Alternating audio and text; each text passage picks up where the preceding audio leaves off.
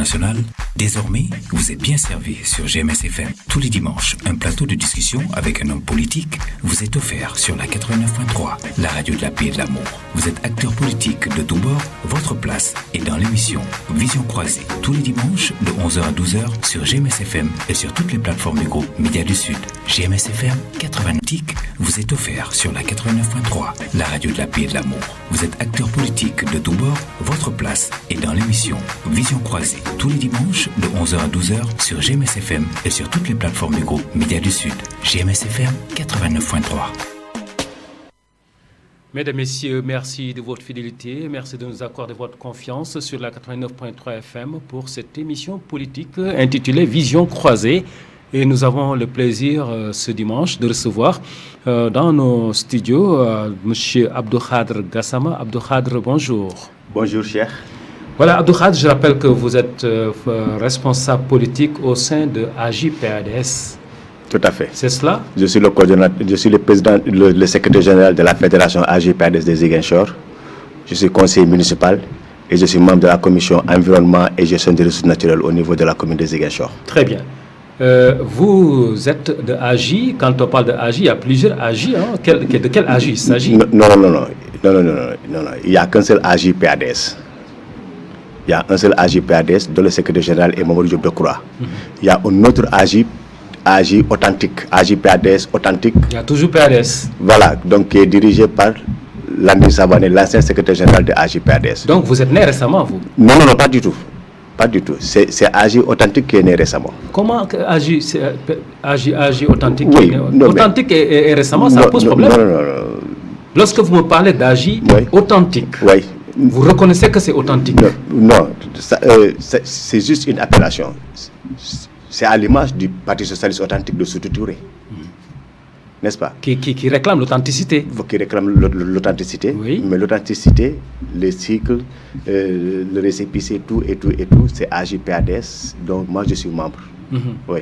Donc le dernier né, c'est AJ authentique. AJ-PADS est antérieur à AJ authentique. Oui, nous sommes de Andedjeuf authentique. Vous êtes une photocopie non légalisée. Authentique, les mots ont leur sens. Enfin, les mots ont leur sens. C'est pas une question de photocopie légalisée. Nous avions créé un parti politique après l'élargissement de l'espace politique avec le président Abdou Diouf. Donc, c'est à partir de ce moment-là que Andedjeuf MRDN était né. Andedjeuf MRDN s'est mué ensuite à Andedjeuf PADS à la suite de la chute du mur de Berlin, de l'effondrement du bloc soviétique, et nous nous sommes mués en Andedjeuf PADS. Avec comme secrétaire général effectivement, avec comme secrétaire général Landry Savané. Mais lors de notre congrès de 2009, Mamadou Diop Decroix est devenu secrétaire général de AJ-PADS. 2009. Donc vous êtes le nouveau AJ-PADS? Non, c'était le seul et unique AJ-PADS. C'est après que le camarade Landry Savané, ancien secrétaire général du parti, est allé créer... Il n'a jamais quitté AJ-PADS? Non, il n'a jamais quitté. C'est vous qui avez quitté pour aller Non, pas du tout. Vous êtes né avec Abdoulaye Wade? Non, pas du tout. C'est Abdoulaye Wade qui vous a créé de toutes pièces? Non, cher, non. Non, acceptons cela. Non, cher, non. Parce que la marche de l'histoire de AJ-PADS, Landry Savané est resté là où il était. C'est vous qui êtes allé retrouver les libéraux pour être avec eux? Non, cher. Vous nous faites un procès. Non, ce n'est pas un procès, mais c'est un constat. Non, pas du tout. C'est un fait. Non. Diop Decroix a été secrétaire général de AJ dont vous parlez, avec l'aide d'Abdoulaye Wade. Ça, c'est vous qui le dites. Non, c'est même mais vous. Dans la réalité, non, pas du tout. Mais dans la réalité, ça ne s'est pas passé comme ça. Ça s'est passé comment alors? Exactement. Voilà. Donc, un parti politique, c'est comme une association qui a un récépissé et un règlement intérieur. N'est-ce pas? Andedjeuf a été membre de la coalition pour l'alternance 2000. Nous avons cheminé ensemble avec Maître Abdoulaye Wade. Sous l'égide de Landry Savané toujours? Oui, avec Maître Abdoulaye Wade. Nous avons cheminé avec Maître Abdoulaye Wade. Et nous étions dans son gouvernement. En 2007, le camarade Landry Savané avait dit qu'il fallait qu'on aille aux élections contre Abdoulaye Wade, alors que nous avons été dans son gouvernement. et que nous avons partagé ses actifs et ses passifs, c'est à ce moment-là que les fissures ont commencé au sein du PDS. Non, doucement. Vous n'avez rien appris d'Abdoulaye Wade parce qu'Abdoulaye Wade, ce que vous avez refusé, vous m'avez demandé. Ce que vous avez refusé, Abdoulaye Wade l'a accepté avec Abdou Diouf. Non, je vous explique. En 93, je vous explique le processus. a fait un entrisme. Non, je vous explique le processus qui a abouti. À cette fission. Non, pas à cette fission, mais à l'élection du camarade Mamadou Diop Decroix comme secrétaire général de André Diouf PADS. Avec l'aide d'Abdoulaye Wade, oui. Pas du tout. Pas du tout. Abdoulaye Wade avait son parti, nous avions notre parti. C'est vrai que nous étions en coalition avec Abdoulaye Wade, mais Abdoulaye Wade avait son parti et les deux partis étaient des personnalités juridiques distinctes, des partis politiques distincts. Donc, à partir de 2009, nous avons fait un congrès et nous avons élu Mamadou Diop Decroix comme secrétaire général de André Diouf PADS. C'est après cela que Landing Savané est allé créer son propre parti qui s'appelle André Diouf Authentique. Avec un nouveau récépissé. Avec un nouveau récépissé. Donc, vous voulez dire que c'est Landing Savané qui a quitté AG Authentique? Non, vous savez, aujourd'hui... Vous l'avez renvoyé scientifiquement? Non, attendez. Vous avez déposé Landing Savané? Non, attendez. Aujourd'hui, si vous et moi, nous créons une organisation, ou bien soit une association, ou bien un parti politique, tant que ce parti politique existera, il portera le nom des membres fondateurs.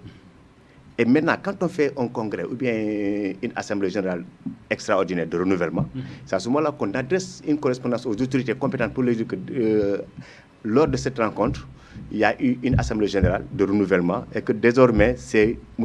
X ou M. Y qui est le secrétaire général et qui répond maintenant du parti. Mais tant que le parti existera, il y aura le nom de Landing Savané qui demeurera toujours au niveau du récépissé de André Diouf PADS. Et c'est exactement le cas aujourd'hui. Landing Savané, son nom est là. Mais bien sûr. Donc, il est avec les vous membres toujours. fondateurs. La liste, les membres fondateurs, ça veut dire tant que l'organisation existe, c'est le nom des membres fondateurs qui se trouve sur le récépissé. Donc ça pose problème. Non, pas du tout. Ça pose problème. Non, pas du tout, ça ne pose pas de problème. Donc aujourd'hui, on a fait un renouvellement. Landing n'est plus secrétaire général, c'est Mamadou Diop Decroix. Landing est allé créer un autre parti qui s'appelle André Diouf. Et il est toujours dans votre récépissé. Mais bien sûr. Et tant que André Diouf demeurera d'ici 100 ans, 200 ans, vous aurez toujours le nom de Landing Savané. Mais parlons justement d'André Diouf. Oui. Quel est l'état de santé de ce parti à Ziguinchor?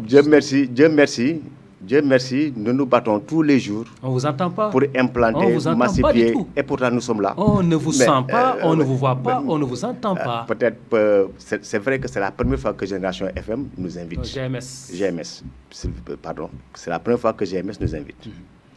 Mais nous sommes des acteurs politiques ici à Ziguinchor et nous nous battons tous les jours. La preuve, moi qui vous parle, en tant que secrétaire général de la Fédération des Ziguinchor, je suis conseiller municipal. Et nous sommes en coalition. Oui, en coalition. Et nous sommes en partenariat avec l'ensemble des forces politiques et sociales qui se battent contre ce régime en place. Contre le régime? Oui, absolument. Vous êtes dans un conseil municipal où le maire est partenaire à ce régime. Comment vous pouvez être dans une équipe et contre l'équipe? Non. Nous, quand nous allions en coalition avec le maire Abdoulaye Baldé, il était de l'opposition. Oui. Si vous vous rappelez, à ce moment-là, il subissait la foudre du président Macky Sall, n'est-ce pas? Il était martyrisé. Donc, vous vous rappelez, à ce moment-là, il y avait beaucoup de marches, ainsi de suite, pour soutenir le maire Abdoulaye Baldé. Nous étions dans ces dispositions-là. Et nous sommes de l'opposition. Nous avons été ensemble avec le maire Abdoulaye Baldé dans l'UDZ, l'Union pour le développement des Ziguinchor, en 2014. Et jusqu'à la présidentielle, le maire a rejoint la mouvance présidentielle. Mais nous sommes restés dans l'opposition et nous sommes toujours dans l'opposition. Oui, mais cela ne nous empêche pas de travailler en parfaite synergie pour le développement de la commune de Ziguinchor. Aujourd'hui, si UDZ Kadiamor, comme vous l'avez dit, devait se réunir, vous allez prendre part. Absolument. Mais Kadiamor est aujourd'hui membre de Kadiamor, c'est un agrégat de partis politiques qui se sont réunis autour du maire Abdoulaye Baldé. C'est lesquels? C'est UCS? C'est UCS. C'est vous? Oui, c'est nous. C'est une partie de Réumi, certainement? Oui, c'est Réumi. C'est Réumi. Non, pas une partie de Réumi, c'est Réumi. Il y avait même des membres du Parti socialiste, il y avait des membres d'autres partis qui ont fait une très large coalition autour du maire Abdoulaye Baldé. Et je vous rappelle que c'était la première fois dans l'histoire politique de Ziguinchor que l'ensemble des bureaux de vote de la commune sans exception ont été remportés par notre coalition. Donc je pense que c'est un fait qu'il faut souligner. depuis les indépendances, la mouvance présidentielle n'a pas gagné un seul bureau de vote lors des dernières locales à Ziguinchor. Donc je pense que ça, c'est une très haute performance. Très bien. Voilà, qu'il faut saluer à sa juste valeur. Très bien. Lorsque Abdoulaye Baldé va jusqu'à s'allier maintenant au pouvoir, Tout à fait. vous devez être mal à l'aise aujourd'hui. Non, pas du tout. Parce que c'est votre compagnon. Non, pas du tout. Pas du tout. Nous sommes très à l'aise. Mais un compagnon qui s'allie à votre adversaire politique, ça pose problème. Et vous voulez garder toujours la relation.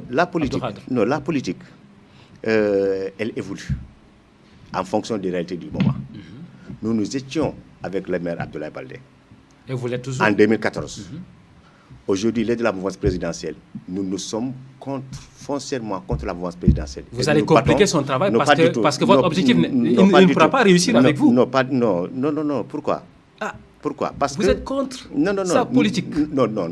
Vous êtes contre sa politique. Au niveau local, même quand il était de l'opposition, chaque fois que moi je n'étais pas d'accord, et lui il le sait, au sein du conseil municipal, quand on faisait des délibérations, il y avait des délibérations et je votais contre certaines délibérations, même quand on était ensemble. Donc, et aujourd'hui, plus que jamais, cette ligne demeure. Parce que nous sommes constants dans notre approche, nous sommes constants dans notre démarche et nous sommes constants dans ce que nous faisons. Donc, vous supportez Abdoulaye Baldé sur tout ce qu'il fait Non. Au conseil municipal. Nous étions en coalition avec Abdoulaye Baldé. Et vous l'êtes toujours? Aujourd'hui, nous sommes toujours en coalition. Nous siégeons ensemble au niveau du conseil municipal. Et vous êtes dans la même coalition? Voilà. Et cette coalition-là va prendre fin au mois où on va élire au nouveau conseil municipal. Et tant que ce nouveau conseil municipal n'est pas encore élu, nous travaillons ensemble pour le profit exclusif des Ziguinchorois. Très bien, c'est pour sans tendance. Mais vous justement, ce qui vous anime aujourd'hui personnellement, mais ce qui a animé le maire Abdoulaye Baldé jusqu'à ce qu'il choisisse à travailler avec le président de la République. Non, vous savez, moi j'ai des relations très particulières avec tous les acteurs politiques. Que ce soit Moussé Doudouka, que ce soit Abdoulaye Baldé, que ce soit d'autres acteurs majeurs qui sont là. Nous avons notre premier parti politique, c'est d'abord le Sénégal. Notre second parti politique, c'est Ziguinchor. Et ensuite, notre troisième parti politique, ce sont nos formations politiques respectives.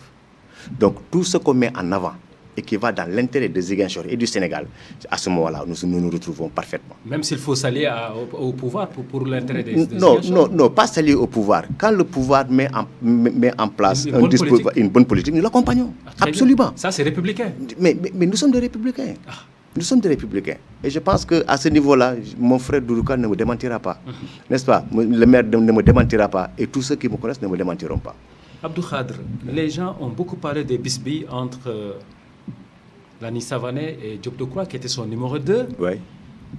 Du temps d'Abdoulaye Wade, Abdoulaye Wade avait pris fin et cause pour Diop Decroix. Non, pas du tout. Si. Non, pas du tout. Mais tout le monde a vu, donc Abdoulaye Wade a soutenu Diop Decroix. Diop Decroix était même allé jusqu'à même prendre la place des gens, des responsables libéraux. Non, cher, pas du tout. Il a coordonné des activités d'Abdoulaye Wade. Non, pas du tout. Pas du tout. Abdoulaye Wade gérait son parti et nous, on gérait notre parti. Tout en vous aidant? Non, pas du tout. Pas du tout. Ça, c'est vous qui le dites. Non, c'est tout le Sénégal qui a constaté cela.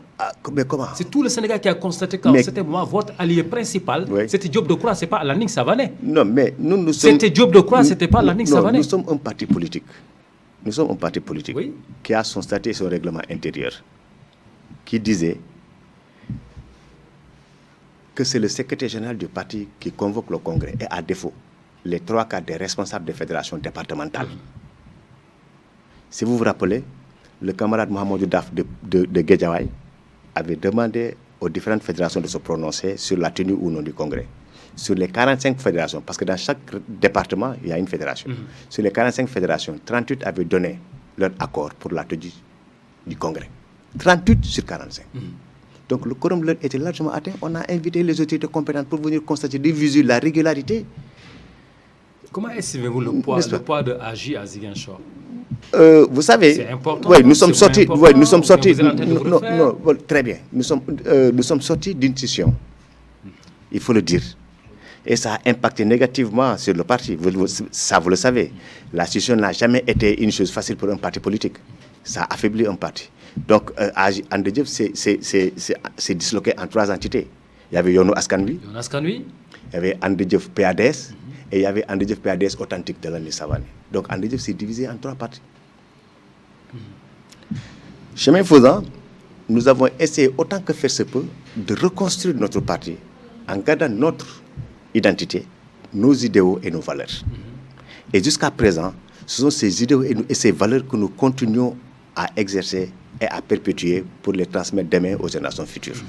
Parce que nous sommes convaincus que Andejef PADS était d'abord une école de formation qui a formé de très grands cadres, qui a formé de très grands intellectuels, qui a formé de très grands hommes politiques.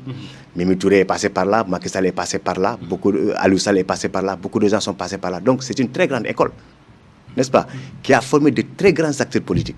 Donc nous voulons perpétuer... C'est une école qui a connu son temps. Voilà, tout à fait. Tout à fait. Et qui évolue. Vous savez, la scène politique, à ce moment-là, il n'y avait pas l'APR, il n'y avait pas d'autres partis, mais il n'y avait pas le PASTEF. Donc, chaque fois que le monde avance, nous sommes dans un monde en perpétuelle réinvention. Chaque fois que le monde avance, il y a de nouveaux acteurs, il y a de nouveaux défis, il y a de nouveaux enjeux, n'est-ce pas? Donc, mais nous sommes là et nous travaillons à implanter, à massifier et à animer notre parti. Et ça, nous le faisons tous les jours. Nous avons un problème pour situer Diop Decroix par rapport aux doctrines, parce qu'on vous connaissait bien. Vous n'étiez pas des libéraux, justement. Tout à fait, nous sommes un parti de gauche. Vous étiez un parti de gauche. Nous sommes un parti de gauche. Mais on vous voit à Ziguinchor, vous êtes centriste, ailleurs vous êtes de gauche. Non. Finalement, on a même agi, on n'a jamais, dans l'histoire politique, nous sommes un parti de gauche. On n'a jamais souffert pour qualifier AJ d'un parti de gauche. Vous savez, mais aujourd'hui, on a vu AJ, les responsables de AJ qui deviennent beaucoup plus libéraux, même que les libéraux eux-mêmes. En 2000, nous avons été en compagnonnage avec le Parti démocratique sénégalais, qui est un parti libéral. Mais tout en gardant tout en gardant notre identité. Très bien. Aujourd'hui, nous sommes en coalition ici à Ziguinchor avec l'Union centriste du Sénégal et nous continuons à garder notre identité. Moi, je ne suis pas centriste. Je n'ai jamais été centriste. Je ne suis pas centriste. Je suis de AJ/PADS, un parti de gauche. N'est-ce pas? Et je m'honore de cette vision, de cette orientation et de cette idéologie. Et nous nous battons tous les jours pour faire triompher les idéaux de notre parti. Les idéaux du parti. De la gauche. Absolument. Absolument. Mais donc, n'est-ce pas, cette gauche-là, qui est différente des partis libéraux, et dont l'intérêt est centré autour de l'homme, n'est-ce pas, pour lui donner toute sa pleine mesure, parce que tout est centré sur l'homme. Tout gravite autour de l'homme. C'est l'homme, n'est-ce pas, qui est au centre de nos préoccupations. Donc nous estimons qu'aujourd'hui, Andejef PADS poursuit son bonhomme de chemin. Votre leader, Mamadou Diop Decroix, n'est-il pas un éternel mécontent? Parce qu'on ne l'a jamais vu vraiment chaque fois, il est au front, il est en train de se battre, comme s'il ne proposait rien, mais il est là chaque fois pour attaquer les régimes. Non, mais je pense que... Un éternel opposant, si vous voulez, je peux vous donner la vision, c'est-à-dire toute la documentation requise sur la vision et les orientations de notre parti. Je pense qu'ici, on ne peut pas tout, n'est-ce pas, on ne peut pas tout expliquer. Mais j'ai toute la documentation requise qui vous permettra d'avoir ce que nous proposons aux Sénégalais. N'est-ce pas? Toute la vision, parce que ça, nous l'avons fait en son temps, avec quand le camarade Landing Savané était secrétaire général, n'est-ce pas? Depuis lors, en 2007, Landing Savané avait été candidat. Nous avons fait une offre politique aux Sénégalais. Depuis lors, on n'a pas eu de candidat à l'élection présidentielle. Parce que vous étiez libéraux. Non, pas du tout. Si, nous étions en coalition. Nous étions en coalition. Mais aujourd'hui, le Parti socialiste, il collabore avec l'APR. Cela ne veut pas dire qu'ils sont libéraux. Aujourd'hui, l'AFP collabore avec l'APR. Non, ça c'est une alliance stratégique. Ça c'est une alliance stratégique. Il y a des moments où... La réalité politique voudrait qu'aujourd'hui, la question des partis disparaisse. C'est les coalitions qui gèrent. Non, mais aujourd'hui... Très bien, mais aujourd'hui, l'UCS, vous avez dit pas tantôt le cas de l'UCS. Aujourd'hui, l'UCS est dans la mouvance présidentielle. Mais la mouvance présidentielle, sa locomotive, c'est quoi? C'est l'APR, un parti libéral. C'est un parti libéral. Mais ils se sont, à un moment donné, ils se sont retrouvés pour travailler autour. On comprend l'UCS parce que c'est des centristes. Un centriste, ça veut dire qu'il y a un pied ici, il y a un pied là-bas. Non, pas du tout. Mais un parti de gauche pas du tout. Qui va faire du djebolo au niveau des libéraux, ça pose problème. Un centriste n'a pas la même idéologie politique qu'un parti libéral. Mais c'est des libéraux naturellement. C'est des libéraux authentiques. Non. Un centriste n'a pas la même idéologie qu'un parti de gauche. Ni de droite, ils sont centristes. Un centriste, cela veut dire qu'ils ne sont ni de la droite ni de la gauche. Oui, ils sont partout. Non, ils ne sont pas partout. Non. Ils ont leur propre voix. Cela veut dire qu'ils ont leur propre voix ils ont leur propre vision, ils ont leurs propres orientations. Nous avons notre... Qui n'exclut pas la collaboration avec les autres. Mais tout à fait. Mais voilà, justement. C'est exactement la même chose. Mais vous avez des partis de gauche. Mais pourquoi vous voulez concéder aux centristes le droit d'avoir une collaboration avec les autres? Mais c'est des centristes. Non. Ils ont eu le courage de dire que nous sommes centristes. Non, mais les centristes, ils ont leur propre vision du développement. Ouais. Ils ont leurs propres orientations politiques. Tout comme nous avons notre propre vision du développement et nos propres orientations politiques. Mais que vous avez laissé pour être non, pas du tout. Non, pas du tout. À un moment donné, quand l'intérêt supérieur de la nation l'exige, oui, quand l'intérêt supérieur de la nation l'exige. Il faut mettre son non, pas du tout. En 2000, ouais. nous avions dit que le processus démocratique était arrivé à maturation pour qu'il y ait alternance pour une première fois au Sénégal, depuis 40 ans de pouvoir socialiste. Nous avons mis à côté nos visions, nos orientations, tout et tout. Et c'est nous-mêmes qui avions proposé la candidature de Maître Abdoulaye Wade comme candidat de la coalition pour l'alternance 2000, si vous vous rappelez. Avec Lani Savané. Avec Lani Savané. Donc, en fait, c'est un processus, c'est une continuation. Lani Savané, il a fait son temps à AGPADS. Aujourd'hui, c'est un autre qui a pris le relais. Demain, ce sera un autre qui a pris le relais. Non, pas du tout. Pas du tout. Pas du tout. Non, mais le processus de renouvellement des hommes s'impose. Mais bien sûr, l'alternance générationnelle. Non, même pas l'alternance générationnelle. C'est-à-dire, il faut à un moment donné.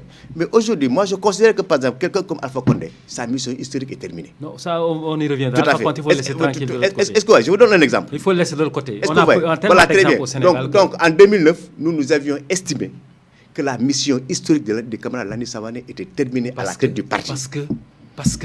Parce que depuis la clandestinité jusqu'en 2007, il était à la tête du parti.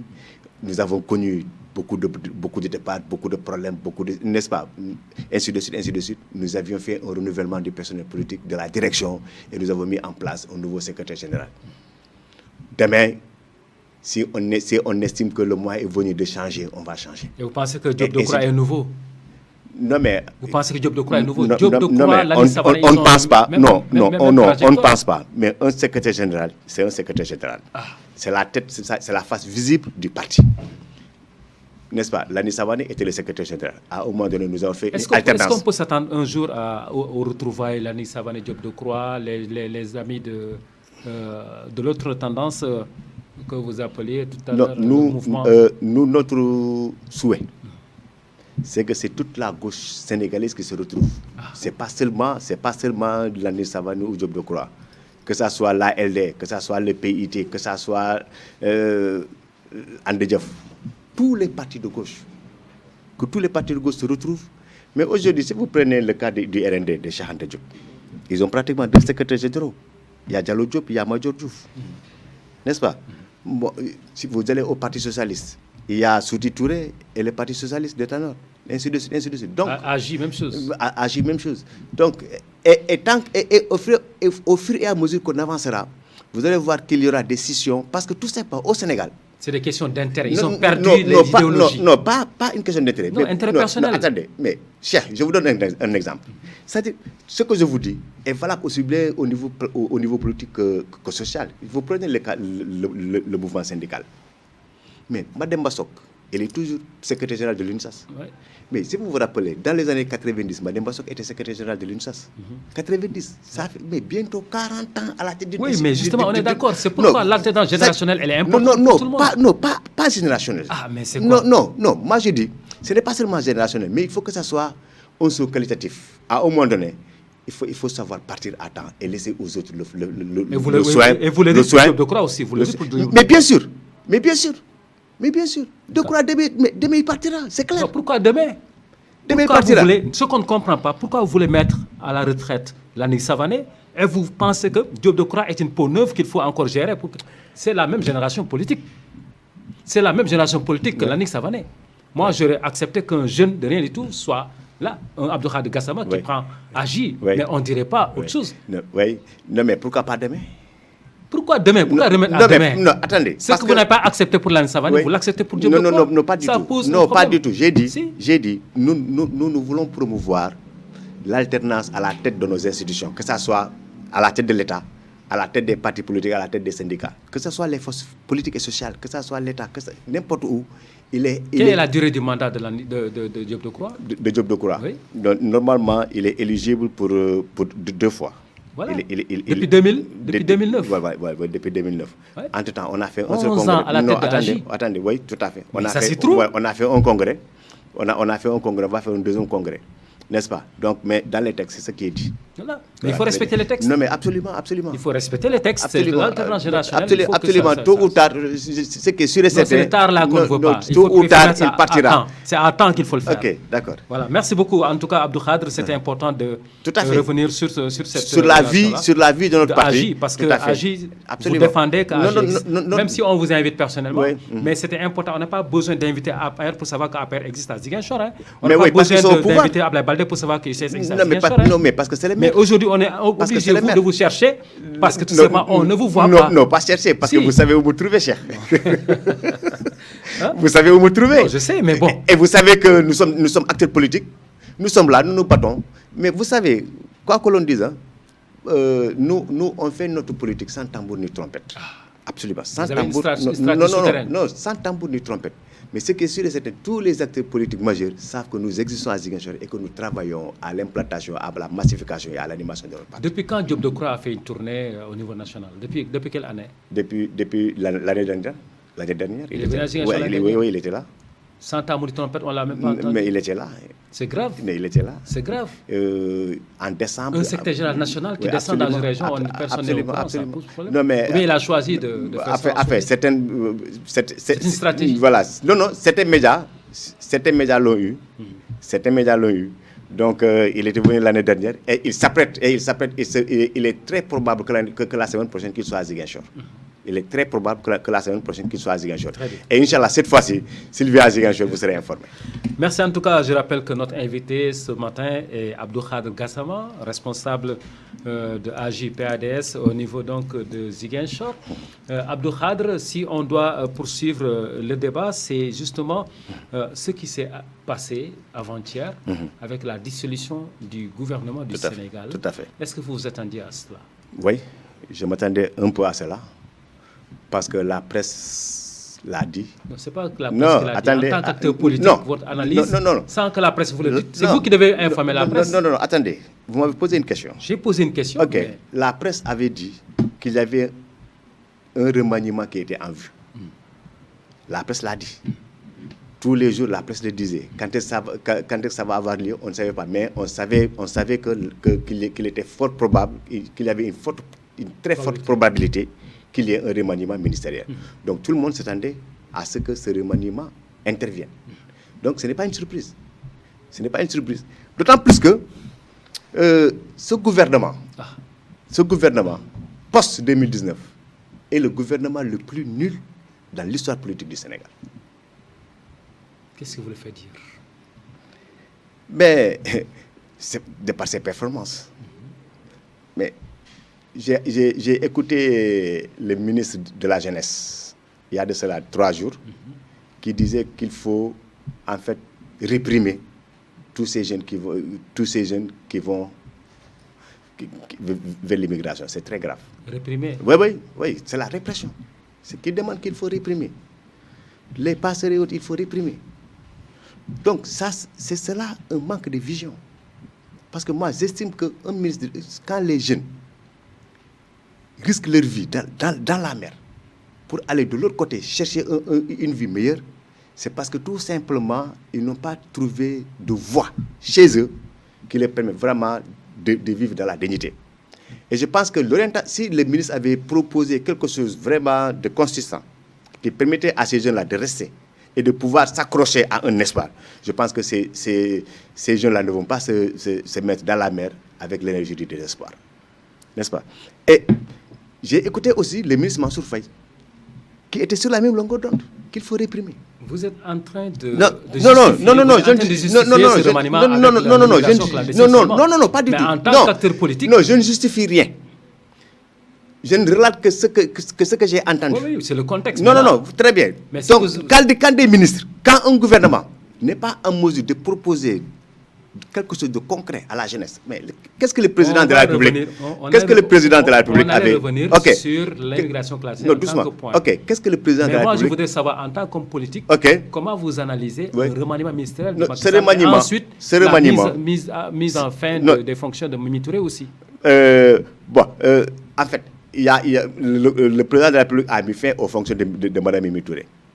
Demain, qu'est-ce qui va se passer? Il faut attendre jusqu'à ce qu'il y ait un nouveau gouvernement pour voir est-ce qu'elle sera dans le gouvernement ou non. Parce qu'il n'est pas exclu. Vous avez compris l'acte posé par Macky Sall? Non, pas compris. Moi, j'ai juste pris acte. Mais seulement, ce qui m'a un peu frappé, j'ai vu que dès qu'il a dissous le gouvernement, automatiquement, il a mis fin aux fonctions de Mimi Touré, il a mis fin aux fonctions de Boun Abdallah Dionne et il a mis fin aux fonctions de Maxime Simon. Cela veut dire qu'il y a deux options possibles. Soit ces personnes se retrouvent dans le gouvernement, ou bien certains parmi eux se retrouvent dans le gouvernement et d'autres ne se retrouvent pas. Et c'est seulement à partir de la composition du nouveau gouvernement qu'on pourra faire une analyse objective et essayer de voir quels sont les tenants et les aboutissants pour voir qui y figure, qui n'y figure pas, pourquoi il n'y figure pas. Quel gouvernement pour le Sénégal?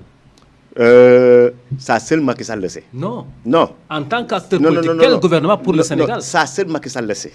Vous savez, un gouvernement, pour moi, il est investi d'une mission. Il donne corps à une vision d'un chef de l'État, le président de la République, qui nomme aux fonctions civiles et militaires et qui leur donne en fait une feuille de route. Donc aujourd'hui, le Sénégal, avec cette crise pandémique, avec cette crise de la jeunesse, donc avec toutes les crises auxquelles nous sommes confrontés, avec les inondations. Donc je pense qu'aujourd'hui, le Sénégal est cerné partout avec de très grosses difficultés. Et il faut vraiment un gouvernement de choc, avec des hommes qui sont à la hauteur pour relever les défis qui nous interpellent. Aujourd'hui, l'heure est très grave. Nous sommes des acteurs politiques. Nous mesurons à sa juste valeur l'engagement politique, mais surtout le sens de la politique. Et aujourd'hui, nous estimons que l'heure est très grave. Si on voit, aujourd'hui, je lisais que l'Organisation internationale des migrations, pour les migrations, a dit qu'il y a 140 jeunes qui sont restés dans l'océan. Alors qu'au moment où le gouvernement disait que c'était 16. Mais pour moi, en tant qu'acteur politique et en tant que fils du Sénégal, ça me fait très mal au cœur. Et je pense que le Sénégal ne mérite pas cela. L'Afrique ne mérite pas cela. Et nous pensons qu'aujourd'hui, le président de la République doit créer les conditions pour que tout ce qui est institution budgétivore qui ne sert absolument à rien et qui est là uniquement pour entretenir une clientèle politique, que ces institutions disparaissent et que cet argent, mais le HCCT, le Conseil économique et social et environnemental, la pléthore de ministres, ainsi de suite, il y a un ensemble de niches où on peut véritablement prélever beaucoup d'argent pour l'injecter pour le développement économique et social du Sénégal et permettre aux jeunes. Mais, chef, vous savez, moi je suis Casamancé, je suis acteur politique, mais je suis acteur de développement. Aujourd'hui, la Casamance a toutes les opportunités, tout le potentiel qu'il faut pour permettre à nos jeunes de s'émanciper économiquement. Moi, je suis acteur de développement. J'ai parcouru toute la Casamance. J'ai vu toutes les potentialités qui existent dans cette belle région. Aujourd'hui, il suffit qu'il y ait une volonté politique forte, que l'État s'engage à aider la jeunesse pour que ces jeunes-là vivent de la meilleure des façons, sans pour autant penser à l'immigration clandestine. Très bien. Vous avez parlé d'un gouvernement choc. Oui. Et vous avez également réclamé un agir républicain. Aujourd'hui, un État qui tangue, comme vous voulez le dire. Oui. Est-ce que une bras tendue à Diop Decroix pourrait être envisageable pour un futur gouvernement du Sénégal, pour travailler pour le Sénégal? Vous savez, moi je suis acteur politique, je suis secrétaire général d'une fédération, je ne suis pas habilité à prendre une décision au nom du parti. Vous ne prenez pas de décision, mais vous analysez la situation. Oui. Aujourd'hui, si le président Macky Sall fait cette offre, le parti appréciera et donnera sa réponse. Mais pour l'instant, ce que je dis, c'est que l'heure est très grave. Très, très, très grave. Ça, il ne faut pas se voiler la face. La jeunesse... Quelle devrait être la réponse la plus plausible pour le parti? Mais la réponse la plus plausible pour le parti, c'est de dire aux Sénégalais qu'il faut se mobiliser pour amener ce régime-là à comprendre qu'il faut impérativement mettre en place une politique hardie qui prenne en charge les aspirations et les préoccupations de nos jeunes. Il faut qu'on oblige ce pouvoir-là à dissoudre l'ensemble de ces institutions-là qui ne servent absolument à rien et qui sont là uniquement pour entretenir une clientèle politique, et que cet argent-là soit destiné à accompagner les jeunes, n'est-ce pas, dans les projets de développement.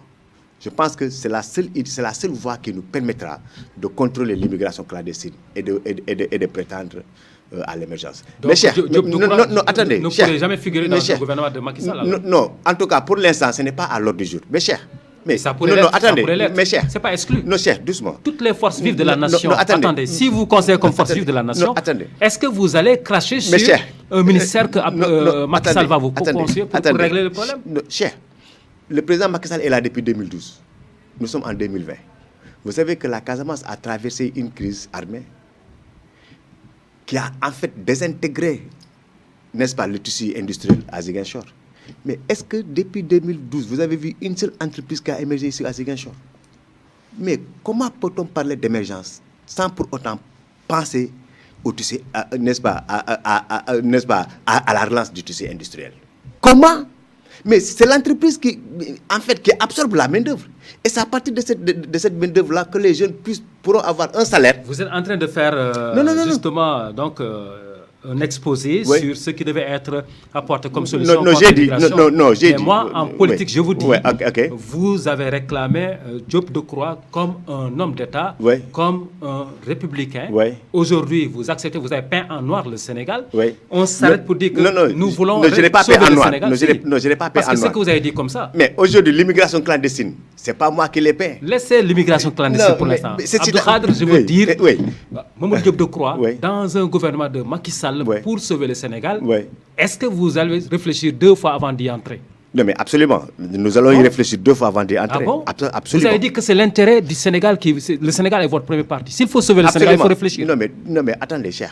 Là, on ne pose pas le problème en ces termes. Je pose le problème en ces termes pour vous dire, parce que c'est vous qui avez dit, votre premier parti c'est le Sénégal. Absolument. Deuxième parti c'est la Casamance. Troisième parti, etc., etc. Absolument. Diop Decroix, si aujourd'hui vous répondez en son nom, vous devez pouvoir dire, si vous devez être là aujourd'hui, on a dit le Sénégal est en danger, on a besoin de Diop Decroix pour sauver le Sénégal. Absolument. Est-ce qu'il va rester là à réfléchir sur des questions? Mais j'ai dit, le parti appréciera. C'est ce que je vous avais dit. Pas d'appréciation. Non, si. L'appréciation est très simple. Non, c'est-à-dire un parti politique. Nous, ce qui fait notre force. Non. Nous, ce qui fait notre force. Mais on ne va pas dans un gouvernement pour siéger, mais pour faire de la figuration. On est d'accord. Non, pas du tout. Mais l'essentiel, c'est les conditions que vous allez très poser. Bien. Non, le parti appréciera et donnera une position de principe du parti. C'est vous, c'est les autres. Non, je sais. Non, moi je peux parler à mon nom. Mais tant que le parti ne se réunit pas, qu'on recueille l'avis. Mais c'est important de savoir votre position. Absolument. Mais moi, c'est votre position qui m'intéresse. J'ai dit, aujourd'hui, Abdou Khadre, vous êtes consulté. Abdou Khadre, vous êtes consulté pour que Mamadou Diop Decroix entre au nom dans le gouvernement. Quelle serait la position d'Abdou Khadre, votre lecture? Qu'est-ce qu'on nous propose comme ministère? C'est important. Quelle sera notre marge de manœuvre? C'est important. Quelle sera notre autonomie d'action? Mais vous ne crachez pas déjà sur le ministère. Non, j'ai dit. Vous êtes en train de faire des calculs d'intérêt. Pas de calcul du tout. Du tout. Parce que nous, on met d'abord l'intérêt du Sénégal au-dessus de tout. Pourquoi vous calculez quel ministère on va vous donner? Non, attendez. Mais, cher, tout le monde sait qu'il y a des ministères qui n'existent que de nom. Ça, vous le savez mieux que moi. Vous ne voulez pas ça? Non. Il y a des ministères qui n'existent que de nom. Ça, vous le savez mieux que moi. Mais le problème, c'est le conseil des ministres. Non. Être dans l'instance du conseil des ministres, donner les idées, c'est ce qui est important. Cher, non, pas du tout. Non, pas du tout. Moi, aujourd'hui, j'ai dit, le ministre chargé des PME, PMI, il a un rôle extrêmement important à jouer. Le ministre chargé de l'économie et des finances, il a un rôle extrêmement important à jouer, ainsi de suite. Ça peut vous intéresser? Non, je ne dis pas que ça m'intéresse, mais je dis qu'il y a des ministères où on peut véritablement, si on vous donne votre liberté de manœuvre, où vous pouvez effectivement travailler pour que les populations voient de visu ce que vous pouvez faire pour le Sénégal. N'est-ce pas? Mais il y a des ministères qui n'existent que de nom. Là, vous serez là en tant que ministre, vous aurez le titre de ministre avec le salaire de ministre, mais ce n'est pas ça qui intéresse les gens. Donc, si on peut conclure, vous serez d'accord pour figurer dans un gouvernement, mais pas n'importe quel Non, pas du tout. J'ai dit, seul le parti est habilité à apprécier. Seul le parti est habilité à apprécier. Moi, je ne dis pas que je suis d'accord, je ne dis pas que je ne suis pas d'accord. Non, si, j'ai une position. C'est que quand on nous fera une offre, une proposition, nous apprécierons et nous répondrons. Oui. Très bien. Donc, on vous concède cela. Donc, les Sénégalais vous écoutent et vous savent que AGI, pour l'instant, n'est pas encore sensible aux difficultés que vivent les Sénégalais. Non, c'est pas que nous sommes sensibles. De renvoyer au calendrier grec une décision. Non, cher, attention, ne me fais pas dire ce que je n'ai pas dit. Ah non, mais j'ai pas dit. J'ai dit. Oui. Pour nous, la politique, c'est un sacerdoce. Oui. C'est une mission sacrée. Nous sommes entrés en politique pour prendre en charge les préoccupations de nos concitoyens. On vous dit de venir vous refuser. Non, attendez. On vous dit de venir vous refuser. Attendez. C'est pas qu'on nous dise de venir et qu'on refuse. Non, c'est pas ça. Nous... Non, c'est un éternel contestataire. Non, pas du tout. Diop Decroix, c'est un éternel contestataire. Laissez-le à la touche, il va toujours crier. Non, pas du tout. Non, c'est ça. Finalement, c'est comme ça qu'on comprend. Mais Diop Decroix, de 2000 à 2012, il a été au cœur de la République. Avec Abdoulaye Wade. Mais parce qu'on lui a donné, les moyens de pouvoir s'exprimer politiquement. Et en son temps, il n'y avait pas de Barça, il n'y avait pas de Barça. Non, mais pas de cette ampleur. Ne parle pas d'ampleur. Non, pas de cette ampleur. Ça a commencé un arbre grandi par ses racines. On a élu Macky. C'est vous qui... Pour corriger les lacunes du management. Que vous avez très bien. Et malheureusement, la situation s'est empirée. Heureusement que vous sentez responsable de ce qui se passe. Vous êtes comptable de ce qui se passe. Non, mais je dis, malheureusement... Non, vous êtes comptable. Non, pas du tout. Ah si? Non, la situation s'est empirée. Parce que Macky a eu largement le temps de corriger nos erreurs. Parce que, vous savez, l'autre humain n'est pas parfait. Et l'œuvre de construction nationale, ça ne se fait pas en 3 ans, 4 ans, 5 ans. Quand vous faites une planification stratégique, cher, c'est sur 10 ans, c'est sur 20 ans. Aujourd'hui, le PSE, quand on vous parle du PSE, c'est pour l'horizon 2035. Oui. Donc cela veut dire que c'est des choses... Vision. Non. C'est-à-dire, c'est une planification stratégique. Ouais. Ce n'est pas des choses que l'on construit sur 1 an, 2 ans, 3 ans. Est-ce que vous voyez, nous avons vraiment apporté notre contribution pour le développement du Sénégal. Et aujourd'hui, nous estimons que le président Macky Sall, les Sénégalais se sont rendus compte qu'ils ont misé sur le mauvais cheval. Vous avez tantôt dépeint le tissu économique tout à fait, qui s'est désintégré, qui s'est complètement désintégré. L'ancien gouvernement, le gouvernement qui vient de passer, on n'a pas vu pratiquement des Ziguinchor là-dedans. Ouais. Pour vous, qu'est-ce qui pourrait l'expliquer? Et pourtant, le président dit qu'il aime bien la Casamance. Ça, c'est le président pour l'expliquer. Parce que c'est lui qui non. Mais cesse de nous envoyer. Mais Assome Diatta, elle est de la Casamance. Donc ça suffisait pour qu'elle fasse le travail. Non, Assome Diatta est de la Casamance. Oui. Elle est fille de la Casamance. Moi, je ne pose pas le problème de poste ministériel en termes d'appartenance géographique ou ethnique ou religieuse. Non. Moi, je pose, c'est-à-dire la fonction de ministre en termes de ce que le ministre peut apporter pour le Sénégal. Moi, je suis sénégalais, n'est-ce pas? Si aujourd'hui, on met à la tête du ministère de l'Agriculture, par exemple, il y a Moussa Baldé qui est fils de la Casamance, même s'il n'est pas de la région de Ziguinchor, il est de Kolda. S'il pouvait mécaniser l'agriculture à Ziguinchor et permettre à nos parents, qui ont travaillé avec les Canadiens pendant des millénaires, de pouvoir mécaniser l'agriculture, booster la production et assurer l'autosuffisance alimentaire, moi j'applaudis des deux mains. Est-ce que vous, c'est un problème de matériel? Non, pas un problème de matériel. Pour nous, c'est un problème de vision. Aujourd'hui, nous sommes au XXIe siècle. Il n'est plus question que les gens continuent à travailler avec les Kadiandou qui datent de Mathusalem. Tant qu'il y aura ces outils archaïques de culture, on n'atteindra jamais l'autosuffisance alimentaire.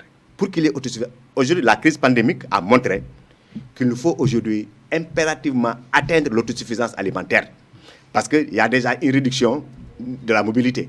Les gens ne peuvent plus aller et venir comme ils le veulent. Vous avez vu que parfois, les gens avaient peur qu'il y ait une rupture de stock. Aujourd'hui, plus que jamais, la nécessité s'impose pour qu'il y ait une véritable politique agricole avec une mécanisation de l'agriculture qui permet de booster la production pour que la Casamance a elle seule pour nourrir le Sénégal. Pourquoi vous voulez que ce soit le régime de Macky Sall qui serait... Mais parce que c'est ce régime-là aujourd'hui qui gère le pays. Comme si quand vous étiez là, l'agriculture se portait très bien. Ou bien quand vous étiez au pouvoir, vous, avec le Parti démocratique sénégalais, vous n'avez pas cette vision-là qu'aujourd'hui on pouvait avoir cette situation-là. Mais si. Qu'est-ce que vous avez fait pour la mécanisation de l'agriculture? Quand le président... Est-ce que le seul fait d'amener des machines, des tracteurs suffit? Le problème foncier se pose, et toi tu le sais bien. Est-ce qu'on peut continuer à cultiver comme ça dans les familles avec de petites portions, etc. Le président Abdoulaye Wade a montré la direction quand il a parlé de la Goana, la grande offensive. N'est-ce pas? Et ça a réussi. Non, doucement. Ça a réussi. Non, doucement. Ça a réussi. Non, déjà, il avait campé le décor et il avait montré l'orientation. N'est-ce pas? Ouais. Et il a clairement indiqué la voie à suivre pour qu'il y ait un développement économique et social fondé sur l'agriculture qui emploie 70% de la population sénégalaise. Aujourd'hui, les agriculteurs constituent 70% de la population sénégalaise. Aujourd'hui, si on pousse l'agriculture, mais c'est le Sénégal qui se développe. Et à partir de là, c'est-à-dire la production agricole peut permettre aux industries de pouvoir fonctionner. Non, attendez, sans pour autant qu'on exporte la matière première. Parce qu'aujourd'hui, on ne peut pas parler de développement aussi longtemps qu'on va continuer à exporter des matières premières. C'est-à-dire l'arachide, la tomate, tout ce qu'on va produire ici, il faut qu'on transforme au niveau des usines pour faire des pots de tomates, faire tout ça, c'est pour... Voilà, très bien. Il faut industrialiser ce pays-là. Tant qu'on n'industrialise pas ce pays... Mais les pays riches, comment on les appelle? Les pays industrialisés. Tant qu'on va exporter la matière première, on sera toujours un pays pauvre, très, très endetté. Et tant qu'on sera un pays pauvre, très endetté, on va comme on le dit, on va faire du gorgolo pour trouver le point. Vous serez bon au ministère de l'Agriculture, je crois. Non, pas du tout. Pas du tout. Je ne suis pas agriculteur. Mais je pense qu'aujourd'hui, il est plus que jamais important, avec la crise pandémique, qui a montré carrément qu'il faut impérativement booster. C'est pas aujourd'hui, c'est depuis non, mais cher, mais la pandémie... Le Sénégal a toujours été un pays où 70% est constitué de ruraux. Absolument. Donc aujourd'hui, c'est pas à Macky Sall qu'il faut coller ça, je crois. Non, mais même si aujourd'hui c'est lui qui est là, mais il faut reconnaître que le simple fait de déclarer des déclarations d'intention au Goana, etc., ça ne suffisait pas. Il fallait lier ces actes-là, des actes à la parole. Mais cher. Plutôt que de prendre des jeunes, de les amener en Espagne par accord, qui travaillent dans les champs et qui reviennent. On pensait qu'on réglait comme ça l'immigration clandestine. Tout à fait. Et pourtant, il y a des DAC, le domaine agricole communautaire. Vous ne parlez même pas de ça. Pour vous, c'est un échec. Non, mais pas tant. Ah oui? Pas tant. Mais le DAC, mes chers, vous n'ignorez pas tous les problèmes qu'il y a eu avec les 29 milliards. Et qui posent un véritable problème de gouvernance. On a démontré, avec toutes les preuves à l'appui, qu'il y a eu un détournement de 29 milliards. Et on a indexé, Comme vous savez bien... Attendez, non, mais les domaines agricoles communautaires, mais vous savez, quand on met en place un dispositif, mais il faut l'évaluer.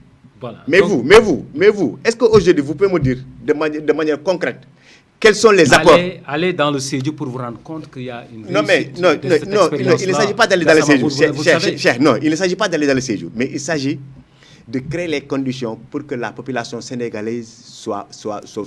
Mais c'est un problème de conditions. Vous parlez de conditions. C'est un problème matériel, c'est un problème d'organisation ou c'est un problème de motivation? En fait, c'est l'ensemble de ces problèmes. On a vu Ousmane Sonko qui a lancé un appel aux jeunes pour dire allez dans les champs de travail. Et pourtant, il est en train de se greffer sans mettre du matériel entre les mains de ces jeunes. Non, mais donc, est-ce que réellement c'est un problème de matériel? Non, mais j'ai dit... Les vacances patriotiques, oui. Tout à fait. Patriotique. Mais c'est déjà... Vous savez, ce qui est important, c'est d'abord l'idée. Attendez. Pourquoi vous n'acceptez pas les DAC? Non. L'idée des DAC, pourquoi vous ne saluez pas cela? Vous savez, les DAC, on leur a donné tous les moyens, contrairement aux vacances patriotiques. Et pourtant, ils ont réussi. Non, doucement. Donc, c'est une contradiction. Non, doucement. S'ils réussissent ça, Ousmane Sonko est en train de chanter ça. J'ai dit, Ousmane Sonko a dit aux gens, aux jeunes, il faut un retour vers la terre. Oui. C'est-à-dire, c'est d'abord... C'est ça qu'il faut d'abord comprendre. Non. C'est la motivation. Voilà, donc il faut d'abord créer en fait... Abdoulaye Wade avait fait ça, les jeunes n'ont pas suivi. Mais... Goana, d'accord. Il l'a fait, les jeunes n'ont pas suivi. D'accord. Aujourd'hui, Ousmane Sonko, s'il le fait... Un déclic, c'est-à-dire, il fallait d'abord un déclic psychologique. Aujourd'hui, il faut que les jeunes acceptent de retourner vers la terre. Moi, aujourd'hui, je vous l'ai dit, la Casamance a toutes les potentialités pour permettre au Sénégal d'avoir l'autosuffisance alimentaire. Il faut que l'État dissolve l'ensemble des institutions budgétivores, que cet argent-là soit investi dans l'agriculture avec la mécanisation. Vous les appelez institutions budgétivores alors que... Mais qui ne servent absolument à rien. Mais quand vous étiez dans le régime, ces institutions existaient. Non, mais ces institutions existaient. Vous n'avez jamais dit à Abdoulaye Wade ces institutions sont budgétivores. Non, mais attendez. Non, mes chers, attendez. On va se dire ça. Parce que... Non, cher, attendez. Non, quand vous étiez au pouvoir avec Diop Decroix, je le dis parce que c'est votre leader. Absolument. Il n'a jamais dit à Abdoulaye Wade, Sénat, etc., il faut dissoudre parce que... Il a toujours travaillé dans le silence. C'est aujourd'hui que ces institutions sont budgétivores. Non, mais pourquoi, mais hier, ils n'étaient pas. Non, mais pourquoi Ablaye Wade a été battu? C'est pour qu'il y ait une nouvelle orientation et une nouvelle vision du développement. C'est pourquoi les Sénégalais ont voté pour Macky Sall. C'est pour corriger les erreurs d'Ablaye Wade. Mais malheureusement, Macky Sall fait pire qu'Ablaye Wade. Ah oui? Absolument. Absolument. Mais aujourd'hui, au niveau de tous les agrégats, non. Il faut se réclamer ce Non, absolument. Nous l'assumons totalement. Totalement. Parce que c'est Ablaye qui était le président de la République. Je parle de Macky Sall. Et vous étiez ses bras. Non. Et nous étions dans le gouvernement. Vous étiez ses bras opérationnels. Non, absolument. En son temps, vous ne voyez pas que c'est des institutions budgétivores.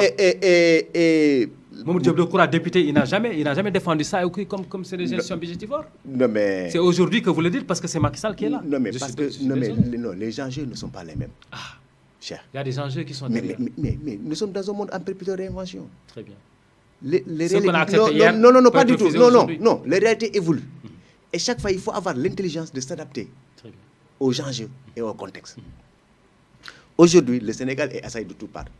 Nous, pendant tout le temps qu'Ablaye était au pouvoir, si vous vous rappelez, le baril de pétrole était presque à $200. Mais aujourd'hui, le prix du baril de pétrole est pratiquement insignifiant.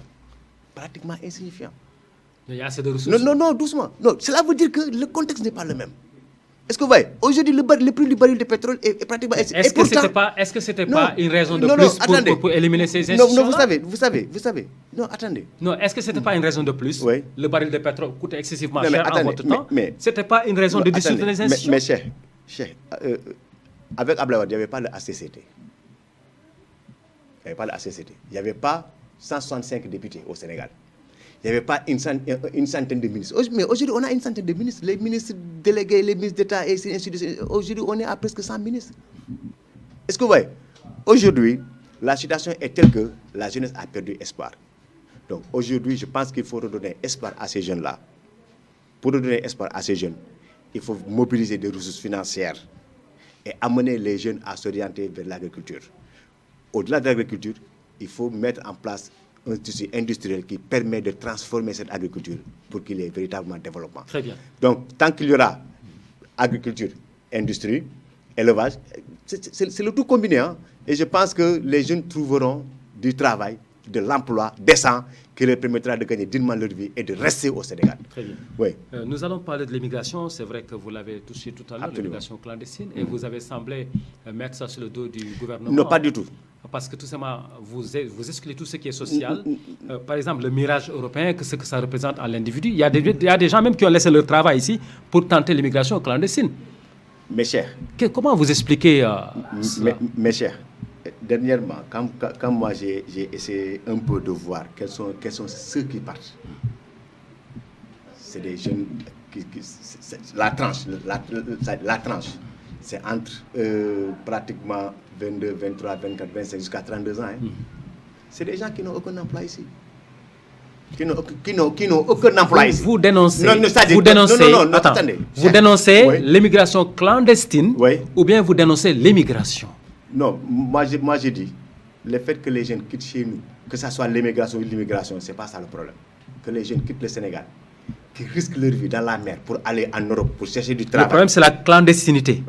Ben absolument. Le problème, c'est la clandestinité. Très bien. Mais pas l'immigration. Absolument, pas l'immigration. Non, ça c'est grave. Non, vous savez pourquoi? Je croyais que vous êtes contre l'immigration parce que les forces vives de la nation partaient. Ceux qui devaient développer le Sénégal partaient. Mais c'est la manière dont ils partent qui pose problème. Non, vous savez pourquoi je ne suis pas opposé? Parce que moi, je suis démocrate. Chef, vous avez la liberté de rester au Sénégal ou de ne pas rester au Sénégal. C'est votre droit le plus absolu. Et moi, je concède aux Sénégalais qui ne veulent pas vivre au Sénégal le droit d'aller s'installer là où ils veulent, ailleurs, là où ils se sentent le mieux à l'aise, et de travailler concrètement à aider leur famille et à s'épanouir. Est-ce que vous voyez? Moi, je n'y trouve aucun inconvénient. Moi, personnellement, moi dans ma famille, l'écrasante majorité de ma famille vit entre l'Europe et le Canada. Moi, j'ai décidé de rester au Sénégal. C'est un choix personnel. Mes frères de même père, même mère, certains sont au Canada, d'autres sont en France. Mes sœurs, ils ont fait ce choix-là que je respecte. Et je respecte ce choix. Ok. Est-ce que vous voyez? Mais l'immigration clandestine, je dis que c'est ça qu'il faut. Pourquoi les gens le font? Parce qu'ils le font avec l'énergie du désespoir. Ils partent parce qu'il n'y a pas d'autre option, parce qu'il n'y a pas d'autre solution. Et c'est cela qui n'est pas bon. Très bien. On va terminer par là. C'est la politique internationale. Oui. Nous allons parler des élections en Guinée Oui. et puis en Côte d'Ivoire Oui. dans quelques jours Oui. et aux États-Unis globalement. Absolument. Pour l'Afrique, c'est les questions de troisième mandat, Tout à fait. des élections toujours contestées, etc. etc. Oui. Est-ce que... Mais quelle voilà. est votre lecture en tant que politique? Ok, merci beaucoup. Cher, voici une question qui m'interpelle et qui m'intéresse au plus haut point. À la fois pour les tenants du pouvoir et pour les oppositions en Afrique de manière générale. Si vous suivez bien l'actualité politique africaine, mais souvent on se rend compte que le président qui est sur place ne crée pas les conditions d'une élection libre et transparente. Mais ça n'empêche pas aux gens d'aller aux élections. Alors que les gens auraient pu tirer la sonnette d'alarme pour dire attention. C'est-à-dire, vous voulez qu'on aille aux élections. Mais imaginez ce qui s'est passé au Gabon avec Ali Bongo. Ali Bongo. Mais on est allé falsifier tous les PV. Tous les PV, je dis bien, et je pèse bien mes mots. C'est-à-dire, les vrais PV, on les a mis à côté. Est-ce que vous avez l'espoir pour la Côte d'Ivoire? Non, attendez. Est-ce que vous avez... le temps nous est compté, on n'a que 3 minutes. Mais en Guinée, ce qui s'est passé en Guinée et en Côte d'Ivoire, c'est pitoyable. Parce qu'Alpha Condé s'est battu pendant 50 ans. S'est battu dans l'opposition. Moi, je me rappelle qu'Alpha Condé, il y avait une élection. Il y avait mon oncle qui était l'ambassadeur du Sénégal en Guinée-Conakry, qui s'appelait Mahili Gassama, ancien ministre. C'est lui-même qui a mis Alpha Condé dans un avion pour l'amener à Dakar, parce qu'il était avec l'ancien Condé. Je me rappelle très bien. Alpha Condé a subi tous les affres de la dictature. Alpha Condé est venu au pouvoir à plus de 70 ans. Il a fait 10 ans de pouvoir. Sa mission historique était terminée. Il devait créer les conditions pour qu'il y ait une alternance pacifique en Guinée. Très bien. Malheureusement, il a échoué. Très bien. Alassane Ouattara, même chose. Parce que Alassane Ouattara, si vous vous rappelez... Mais est-ce que vous craignez pour la Côte d'Ivoire, l'avenir de la Côte d'Ivoire? Mais bien sûr. Ah, ça, mais bien sûr, la Côte d'Ivoire va vers des dangers énormes. Tout est possible aujourd'hui en Côte d'Ivoire. Et c'est ça qui est dommage. Parce que pour moi, ce qui est dommage, c'est l'image même de l'Africain que ces gens-là sont en train de salir à la face du monde. Parce que nous, on devait montrer que nous sommes aujourd'hui arrivés à un niveau de maturité démocratique qui nous permet, après avoir épuisé nos cartouches, mais pourquoi on veut coûte que coûte tripatouiller les constitutions? Mais Alpha Condé et Alassane Ouattara, quand ils sont venus au pouvoir, ils ont juré sur une constitution, de respecter et de faire respecter cette constitution-là. Mais qu'est-ce qui s'est passé? Au terme de leur mandat, qu'est-ce qu'ils ont fait? Ils ont tout fait pour tripatouiller la constitution pour pouvoir rester. Et c'est ça qu'il faut dénoncer avec la dernière énergie et qu'il faut condamner et que tous les démocrates africains se battent pour que le troisième mandat cesse définitivement en Afrique. Très bien. Merci beaucoup en tout cas Abdou Khadre Gassama. Je rappelle que vous êtes du parti AJ-PADS dirigé par Diop Decroix. Ensuite, vous êtes membre du conseil municipal, vous êtes conseiller municipal à Ziguinchor. En tout cas, nous vous remercions d'avoir accepté notre invitation dans Vision Croisée et nous disons merci également à l'équipe technique qui nous a accompagnés ce soir et puis merci également aux auditeurs qui sont en train de nous suivre et nous vous disons en tout cas merci et à la prochaine fois certainement si vous existez encore sur le chier politique. C'est moi qui vous remercie. C'est moi qui vous remercie et tout le plaisir était pour moi. Et je pense que nous aurons d'autres occasions de nous revoir, Inch'Allah. Merci. Allez, beaucoup. Au revoir à tous. À dimanche prochain pour notre numéro de Vision Croisée. Merci beaucoup.